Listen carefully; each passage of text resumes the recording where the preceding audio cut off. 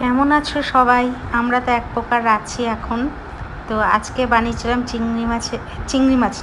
ইলিশ মাছের মাথা আর লেজা দিয়ে ছোলা কচু, যেটা ভাজি তার বাকি অংশটা একটু রেখে দিই, সেটা দিয়ে আবার এই রেসিপিটা করি। এটা খুব টেস্টি, আমার শ্বশুরবাড়িতে করে, তা সেটা দেখেই শিখেছি। আমারও এখন খুব ভালো লাগে।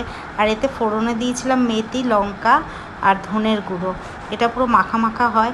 আর আরেকটা মাছ এনেছিল, এই মাছটার আমি নাম জানি না, এটাও খুব টেস্ট, একটু ইলিশ মাছের মতন। এই মাছের রেসিপিটাও তোমাদের সাথে শেয়ার করব। আর আজকে মেনুতে ছিল এই ছোলা কচু দিয়ে ইলিশ মাছের মাথা দিয়ে এই সবজিটা, আর ওই মাছ রান্নাটাও খুব টেস্ট হয়েছিল, আর লাস্টে ডাল আর চাটনি।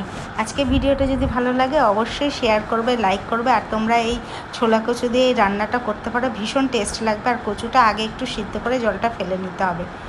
আজকে ভিডিওটা এখানে